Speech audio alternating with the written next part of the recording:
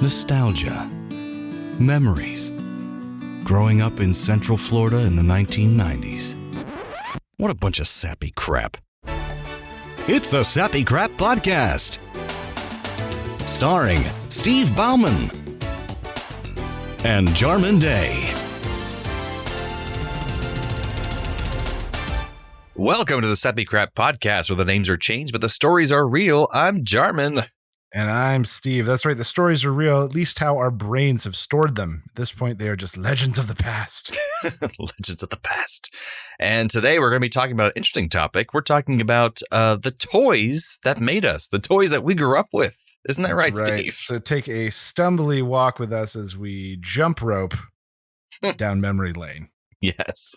That's a toy, right? A jump rope, I guess? Yeah, it's technically a toy. Yeah. You can use it for anything because that becomes like a gate or a trap for your parents or whatever. Absolutely. Whatever you That's want what it to be. Our daughter does with her jump rope. She sets up little traps for us. Oh, good. So you almost die. Nearly. And sometimes while holding the baby. Oh, even better. Yes. Yeah, so I guess toys will be a multi-generational subject for us because now that you have kids, like you're introducing toys into your children as well. That's right. So what do you remember as like your first toys, the ones you played with the most? I mean, the biggest thing in my mind, I don't know if it was this way with you because this might be before we actually met each other at age, 8 or something when we met each other? We met at 10. 10, okay. Action figures, like they were my entire childhood. Oh, yeah. I was obsessed. And the thing is, I think it might have shown a forecast of me being an actor and loving theater like both of us do, where it was a play. Like I took my action figures. Oh, yeah. Scenarios and the different locations and the narrative. Like there was always a story. There was a bad guy. There was a good guy. My sister will tell this story this day that I always used her Barbies to play with my action figures because they were either saving Barbie or. Oh, yeah. You need to, like at that time, think Mario and all the archetypes we were seeing at that time were like, you go and you save the lady. Yeah. That was what we were, shoved into our brains from culture. You go back to the castle and you rub feet. That's what they do, right? We don't know what they do. I know what we do back in that castle. But the coolest thing was, I have to say, I collected action figures, but I didn't have very many. My parents weren't incredibly well off back then. So I was friends with this girl named Alessandra who lived down the street from me in the house that I lived in where Casey Anthony lived in my neighborhood. If you know that strange murder case, she was a friend of mine from school, actually, Casey Anthony. But this friend Alessandra that lived down the street, we hang out all the time. And she had tons of action figures. And one day, I think her mom actually said, my mom explained this to me later on in life. I didn't know this would happen at the time, but her mom was upset that her daughter was collecting so many action figures and she thought she wasn't being feminine enough. So she told Alessandra, you have to give those away, that you can't have those anymore. You need to be more of a girl. And it was really upsetting later on in life hearing about this. But for me as a kid, I was very happy because I got all of her action figures. Yeah. So I got this giant bucket of Ninja Turtle action figures, and she had their underground lair, like the sewer setup, like it's like I have the stage. Enjoy your womanhood. I'm gonna go have a laser battle. Pew, get him, Donatello. Pew, pew, pew. Yes. But basically there's so many. She had collectible ones that were themed. She had a clown Michelangelo. She had a detective Donatello, like always ones that were like specialized. And I had hundreds of them. Not hundreds. It felt like hundreds, but it was like 7, maybe 9. No, it was basically take all the action figures out of a package, fill them into a bucket about the size of your torso. That's how many I had. It was literally a ton. All right. So I had Rocksteady, Bebop. I had 3 different kinds of Shredder. I had Splinter. I had all these different things. So I was elated. And I think afterwards we didn't hang out that much, and I was just hanging out with my action figures at that point. Yeah, it was just you playing with your toys. Yes. Her getting pushed into dresses. Probably. Poor Alessandra. Wherever you are, Alessandra, I feel for you, and I hope that you're living a happy life now. You have all the action figures you want. That's right. I never had TMNT action figures as well. You did? I remember I had some of the specialized ones, but the thing is, I wasn't allowed to have G.I. Joes. Oh. Or like war toys or toy guns, really. Every now and then I'd get like a laser gun, as long as it didn't look that much like a gun. I feel like the same thing happened to me. My mom was the same way. She hated guns. I didn't have any guns or G.I. Joes at all. But because of that, I had tons of TMNT and kind of the weirder action figures because I didn't get G.I. Joes. Yeah, I think And I GI had Joes were more He-Man popular right before our time, anyways. hand-me-downs from my brother, and Transformer hand-me-downs from my brother, for that matter. Because he's 10 years older. Yeah. Yeah, so he was prime age for GI Joes. Oh yeah, prime age for GI Joe, Transformers, all that stuff. That whole. So because of that, those are some of the toys I had early were his hand-me-down Masters of the Universe. Yes. Toys. Wait. I had one that had a thing that you opened in the back, I think, and you put a ring of caps in it. Oh. And then you turned it, and that like loaded it, and then you squeeze its legs or something, and the torso would rotate, and a cap would go off. Yes. So it sounded like it exploded when he punched. That was in the toys that made us about He-Man and the Masters of the Universe toys. I had that one. I had the ones that were I had He-Man, I had Skeletor, and I had two of Skeletor's minion guys. And the cool thing that He-Man and Skeletor had was a chest plate that if you hit the chest plate with another action figure, like with their fist, the chest plate would move and be more damaged. Yeah. Do you remember any of this? No. Oh, and so basically I had three little settings. So it would look normal, and then you hit it and it would be a little more damage. You hit it again, it'd be even more damage. And then also the two minion guys from Skeletor, their necks would twirl upwards if you twisted their legs a certain direction. Oh. But those toys are worth so much now. But I actually gave them away recently. Just gave them to the freaking Goodwill because they were in such bad shape. That was the thing. That's it's true. like Condition's a big part of it. Yeah, like I figured no one would buy them for anything anyways. But I wish I would have kept them on the shelf. I don't know why I got rid of them. I was in a very giving away mood at that point. I want to get rid of everything and minimalize. But I got rid of all my Ninja Turtles. I got rid of all my He-Man figures, and I wish I hadn't at this point. But I did. Do you still have any of them? No way. Well, you had the fire and everything too. Yeah, the fire took care of most of that.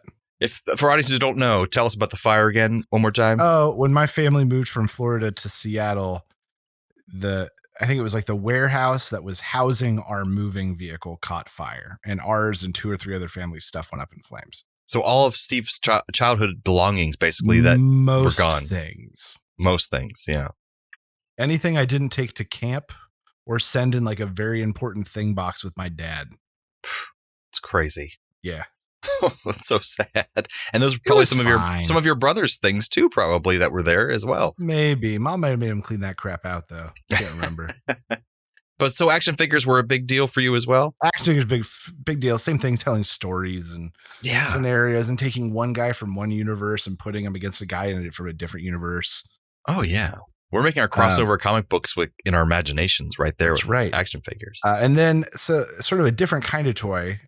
And this sort of fits into a category of toys like hobby toys. I went through a big yo-yo phase. Oh, I went there with you, I think. Yeah, I had butterfly one. I had one with springs in it and shit. Because you did that, I actually had my mom purchase me this video of an instructor teaching you how to use a yo-yo. That's right. So I still have that VHS tape somewhere of this guy, this really nerdy dude teaching you how to use a yo-yo. And I could probably right now do 3 to 5 tricks. You were good at it back then. I remember that. I was okay. I never did anything advanced in any real way. Well, you were better than any kid we knew. Like you were. That's true. You were the best yo-yoer we had. That's right. Whatever that says. You got laid a lot. And then, I mean, yeah, that's right. Up and down, baby. Oh, God. That's terrible. The devil sticks. Do you remember these things? Two yeah. littler sticks, one big stick. Yeah. And like I had those, but I never got anywhere past. That was like, popular for a while where you slapped them up and down. And that was weird. And then you swirl it and like catch it and spin it and shit. And then the same thing, similar to the Diabolo, which is the big yo-yo thing. I don't remember that. Oh, yeah. You switch it between. Sticks with strings. And then you have like and that I got, once again, 2 moves into. You throw it up in the air and stuff and like catch it. Yeah, but I could never get to like that next anything with any of that. Jack of all trades, master of none. Master of nothing. At all. Not even close. Did you have anything that fits in that category? You had yo-yos. Well, yeah, yo-yos, but I think one thing was cool. My mom or someone got me for Christmas one time was a wood burning kit. Ooh. And the idea was you get these blocks of wood for your kid while they're from Home Depot, and they're old enough to be aware that the top of this device was very hot. Don't touch that to your skin, but you can burn images into wood, and basically it's like a almost looks like a tattoo set, but basically it's the top of it. You know what I'm talking about? But the Yeah, top, it's like a branding set. Yeah, go on. yeah, branding. But the top of it's like almost like a pen point. But you plug it in, and it gets very hot, and it's metal, and you burn into the wood, and you can put your name and stuff and that kind of thing. So that was something I did. But also, I mean, along that same lines is Legos, because it's something you're crafting. And Legos was I didn't get a lot of Lego sets as a kid. I had an Erector set, which is also pretty fun. And my biggest Lego thing was my parents, my mom and my stepdad initially were renting out their office space from this guy who was very wealthy, but he was British, and they were immigration attorneys. So they became pretty close friends with him. But he was very wealthy, and he owned this entire office park that they had their office in. And so he had a son about my age. So one day they had us go over there. I guess they were having dinner or something, but they had me play with his son while he was having dinner. They lived in a mansion, and he had his own Lego room in this house. So I was like, what? And he says, come on in. And so I go into his Lego room, and I see just a room full of Lego sets, Legos everywhere. It's just a whole bedroom devoted just to his Legos. Wow. And I was like, my jaw fell to the ground. I'm like, please, I want everything in here. And I remember going over to play with one of his Legos, and he said, no, don't touch that. They're organized by color. And I'm like, oh, okay. So he was like, we were like 7 years old, but he had organized things by color in that room. So props to him for that. That's pretty, advanced. But yeah, I remember I had a good collection of Legos, and now Joyce has Legos. She's big enough for she's old enough for the little ones, like the regular ones. Oh yeah, like the basic sets, and they have the bigger ones that are for smaller kids. Like they have the big. Yeah, she's graduated from those. She's on the real stuff. Oh, nice. And my parents found like 20 bags worth at a garage sale and sent them to us. So we've been doling out bag by a time to our daughter. And what's funny is that Steve and I are part of a text chain, what do you call it? A text group. Text thread. Text thread. Thank you. Of nerdy guys who are around our age or even a little bit older. And they're all like buying Lego sets and stuff like this these days, Like, and like crazy Lego sets too. Super expensive, like, the $500 Death Star and things like that. So, yes. Which I would totally buy if I had the expendable income to buy those things, but I don't. So I'm not doing that quite yet. It's okay. Two of those guys are having kids soon, and their fun's going to be over. So that's very true. Can't have Legos anymore because the kid's going to eat them. So what other toys do you have memories of when growing up? So I'm not going to say a toy, but I'm going to dare you to find something else we played with more. The video camera. Yes, I thought about that while preparing for this episode. So Jarman and I, growing up, and I think it probably started in about 6th or 7th grade, started making movies. Mm-hmm. And you had a camera, and then we used mine for a while, and then we had like a year without one, and then you got that nice one. The fancy one, yeah. Yeah. And we made videos just for fun. We made music videos. We did a lot of projects. We got out of doing a lot of schoolwork. Oh my God. When teachers said, we would ask the teacher, like, could we do this as a video? It was early enough back then where they were still like surprised by that. They're like, I guess. But nowadays, like they hear that probably every single day because that's just what they expect. You have your phones. But back at the then, time, teachers were so excited that some kid wanted to show any initiative and do anything even remotely different. Yes. That most of the time they would let us turn, like, instead of doing a poster board, we would do a 2-minute video. And kids were starting to get phones and stuff, but no phones had like video cameras on them. That was not real, not heard of. No. Maybe some cameras, but no video. Yeah. And we made up stories. The one that comes to mind is a 2 or 3-parter called Kabuki Man. Oh yeah. That was actually the death of the camera. Yes. At one point while filming Kabuki Man, which is a long part series with our friend, Tony, whose parents were from Hong Kong. So we actually had a person of color doing that part, not being cultural appropriation, even back then. He was the kung fu guy who would basically do things in the videos. But while filming him interacting with Steven, I fall into Steven's pool. And so the camera goes with me. Jarman took a step back. It was just one leg. It's not like you walked flat into the pool. Your foot just didn't land and you stepped down. And your reaction was just you like shot put the camera. Oh yeah, that's right. Like you were just trying to keep it away from the water. Like that in your gut, that was like the one thing you could mentally manage. Just throw it as far as possible. And I remember it got stuck on night vision. That's right. And it was stuck on night vision until the day it died. Yeah, so we could still use it, but it was stuck on night vision. We did, and we did use it. Oh, and by the way, that night vision on that camera was recalled because they found out that you could see through people's clothing with the night vision. So you could see like the vague outline if they weren't wearing, any underclothing. You could see like people's bodies between their clothes. So yeah, that was an interesting camera that was recalled later on. Wow. But yeah, we played with that camera a ton. Yeah, and I will say that the big thing for Steve and I, because we met when we were 10, as we discussed earlier, is that we didn't play with a lot of toys going forward from 10 years onward because we had video games and movies and a video camera, and there wasn't a lot of toys going on. Like, we had sleepovers and stuff, but it was all video games, movies, and I think going forward, activities, sometimes a board game. Sometimes a board game, but not even really. Like now, I think you and I are more into board game type things than we were even back then. And I remember there were a lot of card games that we would play at sleepovers. Do you remember camps? Yes, I do remember that. Vaguely. You got to make like secret signals and clutch 4 of something and kibitzen and And one thing one toy I will say I was incredibly excited about when I got it for Christmas one year was the Talk Boy. Do you remember? I remember that. Yeah, I remember that thing. It was featured in Home Alone 2. Yes, in Home Alone 2, you see Kevin using it. Basically, it sticks out a microphone at the top, and it's a tape recorder that you can hold in your hand like a gun almost. I'm Michael McAllister, the father.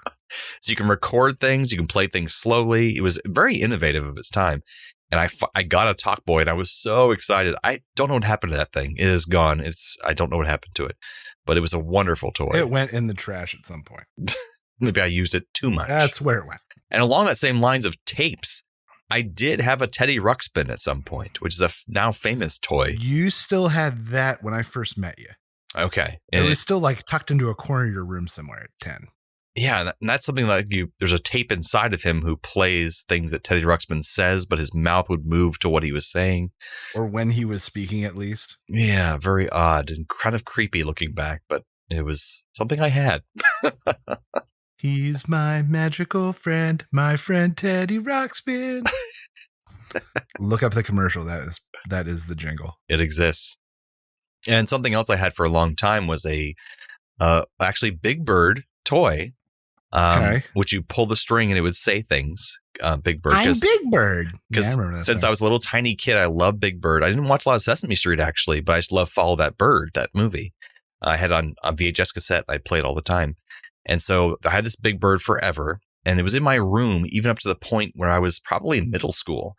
But then my sister, who was in high school at that point, she let a candle burn down too far in her room when she fell asleep. And it set her boombox on fire that was underneath the candle, and our whole house caught fire. And so everyone ran out of the house, and they forgot that I was inside of the house. And so they all had to run back in and get me out. But what I remember so much about this experience was that this Big Bird that had been with me for so long was covered in soot. It was just covered in this dark soot from the fire, but it wasn't destroyed. So I remember my mom got professionally cleaned, like a dry cleaner. They can clean like stuffed animals and that kind of thing. And so he was saved, and I think he's in some chest somewhere that my mom has saved. But that toy has been through a lot. That toy, Big Bird, has been through a lot. He's seen some stuff. He's seen some things. Any other toys that you remember being jealous of that other kids had when you're growing up? Not particularly, because typically when I would get jealous and then I'd eventually get the thing, I'd realize how crappy it was. So you eventually learn that lesson. That's true. Like I remember my buddy Joe had this laser tag thing, and I was like, oh, I want a laser tag thing. So I asked for it for Christmas, knowing it was like the one big thing I would be getting. Mm. And I got it, and it took so many batteries. There were screws and stuff. It was like a 25 foot range at most. And the batteries were just constantly out. And there were like 32 of them it took to run the whole set. Oh, God. Right. It was like 6 batteries for the chest pack and then 4 for each gun. And there's 4 guns and 4 chest packs. So it weighs 100 pounds. Right. So I think you learn that lesson a few times as a kid before you're like, no, I'm not wasting Christmas presents on something I don't believe in. And that was what I felt about Crossfire. Remember the commercials for Crossfire? Crossfire, you get caught up in the crossfire. I just remember the really enthusiastic kid at the end. I think he had like knuckle gloves on. He goes, yeah. Such a 90s commercial. Crossfire! And I always wished I had that game, but like I never asked for it for Christmas, but I was just like hoping that one of my friends had it. I never played it once. My buddy Joe also had that game. Did he? He did. I kid you not. Oh, and also this is one of my earlier memories of toys is that I was always jealous of the kids who had those like not go-karts, but pre go-karts, kind of like the little cars that you could drive around in. What are they called? They had a name. Hot Wheels. Power Wheels? Power Wheels. Power Wheels. Go, Power Wheels, big wheel dump truck. Yeah. Because you could sit in it and you could actually drive around like you're in a car. And I was like, I always wish I had that. And I never did. But I think my dad looked at that and went, "You're too big, guy. It's not going to work." It's not going to work the way you're thinking, Steve. But one thing I did have was a red wagon. Is that what it's called? Flyer? Radio Flyer. Radio Flyer. I had a Radio Flyer growing up, and something my sister and I, before we hated each other, we love to do, because we love each other now. Fair. But that's fair. We went through the phase of love, and then teenage angst. We hate each other, and then now we love each other again. But back when we were little kids, we loved each other, and we went around with our Radio Flyer, and we'd go through people's trash to find cool stuff that people were throwing away that we wanted to take with us. You were like Dickensian street urchins. Hello, can I have some of your trash, please? And then we got to go see Big Mick the Fence to sell some of this copper wire. Oh, he'll buy anything. He'll buy anything, literally. So yeah, we would pick up things in the trash and come back to the house. And something that Ashley, my sister, and I would do is my parents would be off at work and we'd still be home. We'd be home from school and they weren't home yet. So we'd turn all the lights out and we played boxcar children, pretending that we were home in the boxcar. Little homeless children living in the woods. Yeah. And we'd turn the lights out. We'd light a candle or put on one like a flashlight or something and play board games in the dark. And we called it Little Boxcar Children. Okay, so funny story just popped in my mind. One of my first theater experiences ever was my dad, at probably 7 or 8, took me to a community theater performance of a musical version of the Boxcar Kids, the Boxcar Children. Oh, okay. And I still remember like little snippets of songs and stuff. And I can't really remember if it was good, but I think that literally might be my first actual theater experience. Oh, wow. It was the Boxcar Children. Yeah, not just a boxcar, but our home. Which is really sad. Yeah. Oh, it's such a sad story in reality. Yeah. Like homeless children. I think we read the books. This is why we knew what that even was. Yeah. They were like required reading in school. That's what it was. Yeah. One toy experience that's burned in my mind, which is a bad toy experience. Oh, no. Well, it's before I knew anything about sex whatsoever. It's before I met you. I was at Hidden Oaks where, Casey Anthony went to school. But anyways, man, there are a lot of memories there. But there was a kid had a Spider-Man action figure. I'll never forget that. I don't remember who the other action figure was, but he had Spider-Man humping the other action figure. And I was like, what are you doing? Like, why are you having Spider-Man do that? And he's like, he's humping him. I'm like, what does that mean? And I remember this kid explaining to me what humping means and why this Spider-Man was humping the other action figure. And I was like, but that image of that little kid is burned in my mind of this kid using Spider-Man and humping this other action figure. So funny schoolyard story similar to that. I think it had to be 3rd or 4th grade. I was still going to Herbert Hoover Elementary in Harrisburg, Pennsylvania. Oh, goodness. And there were what we called the tall trees, where basically there were these 3 huge oak trees in one corner of the schoolyard that you could kind of go. And that's where like nonsense happened and like fighting and wrestling. And like anytime there was something scandalous going on, it was going over by the big trees. Gotcha. And so I remember coming out one day and this kid had something in his backpack. Everyone was gathering around, so I knew it was good. And he pulled out like a Playboy or something. Oh, gotcha. And he was showing it. I couldn't really get a good look. And then a teacher was like, break it up out there. So we all dispersed. He put it away. And I was like, I didn't get to see it. And he's like, I'll show you next recess, because it was like Friday and we got 2 recesses on Fridays. Oh, nice. Yeah. And so I was that next recess, I like rushed out there, and like a teacher had nabbed him and someone had told, and I did not get to see the Booby magazine. No. I was so mad. That's upsetting. Second recess was not the same. Which it was just funny. This is not related, but kind of related to what you just said. A friend of ours in middle school, we'll call him O'Reilly, but I think you know who I'm talking about. He saw us looking at some kind of Playboy magazine that I think Tony and I had gotten, my friend Tony. And he saw us looking at this magazine and said, guys, that's really disrespectful to women. You shouldn't be looking at that magazine. And I felt kind of guilty. I'm like, oh, shoot, maybe he's right. Like, this is bad. We shouldn't be looking at this Playboy magazine. It's not appropriate in school and for women. So later on, fast forward 20 years, he's now the manager of like burlesque clubs and strip clubs. Oh, how the times change. So like, and quite the womanizer, I would say. And that magazine was the start of it all. Yeah. But he was the one judging us for looking at a simple Playboy when, in fact, he had a bright future ahead of him of interesting behavior. Oh, man. So I think that brings us to the end. That's right. Another memory-filled episode of the Sappy Crap Podcast. Lots of memories. Absolutely. We don't know where to go next time, but please come back again and listen to whatever we had to offer next time. And thanks for joining us in this delightful stumble down memory lane. And never forget, the good old days weren't always that good. This podcast was brought to you by A Play on Nerds.